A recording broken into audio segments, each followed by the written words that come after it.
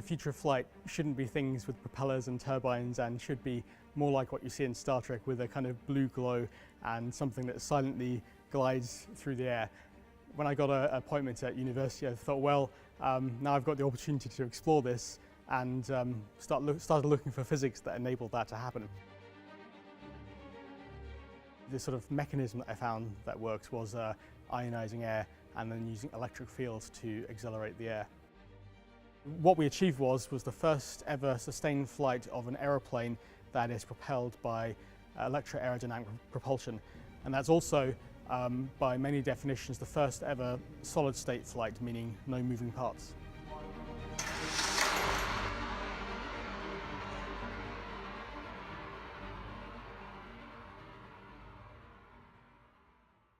Well, the idea is kind of, it dates back until at least the 1920s, where a eccentric inventor at the time started experimenting with high voltage electrodes, and thought he had discovered anti-gravity, which of course was not the case, but that set some of the initial groundwork on mechanisms for creating what's called an ionic wind in the atmosphere, by having high voltage electrodes ionizing air and then accelerating the ionized air.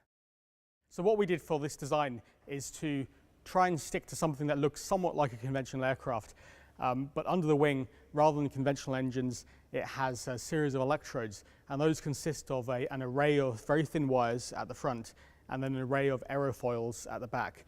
Now, those thin wires at the front are set at a very high voltage, plus 20,000 volts, and that constitutes the source of ions. This is ionized nitrogen from the atmosphere.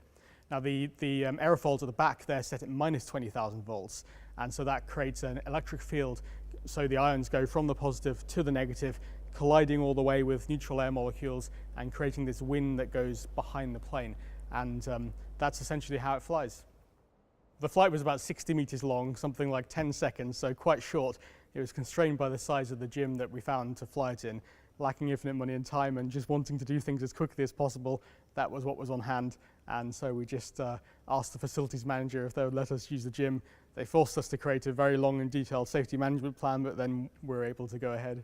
Many attempts failed because of various things going wrong, like structural failures, the power electronics frying itself. So there were many first days, but the first day that it actually worked wasn't a sustained flight. It was about 50% power, so it was a power glide. Until that occurred, we still didn't know 100% whether this was really achievable. But after that point, we knew that we were then within touching distance of successful flights, and the first sustained flights followed quite soon after, which were pretty exciting. It's probably the first solid state flight of a heavier than air vehicle, and I think that is has the potential to be a step that is very interesting. Of course, we don't yet know whether it will be practically useful and widely used, and obviously I hope it will be, and have an expectation there are a number of applications. There are definitely some limits. So one of the limits is the breakdown voltage of air, and that varies as a function of altitude. And we've worked out theoretically what the limits are to the thrust density, which is the amount of thrust force per unit area that's producible.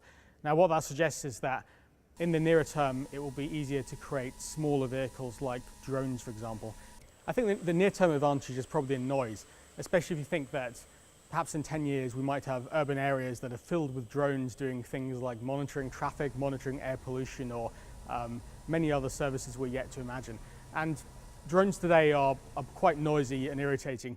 Now, we wouldn't want our urban environments to be polluted by all this noise, so developing a way of propelling drones that's silent or near silent would be advantageous in that context. In many ways, it's much easier to make progress now than it was in the past. I mean, if you look at this wonderful aircraft behind us, which was the first ever transatlantic flight about 1919, I mean, people were risking their lives to make that kind of progress. Today, we're not risking our lives. We're able to test things using remote control without having to have pilots on board test vehicles. That means the vehicles can be much smaller, which enables us to build them and test them with less resources. In terms of how this fits in, I don't yet know whether you'll see large aircraft carrying people anytime soon, but obviously I'd be very excited if that was the case.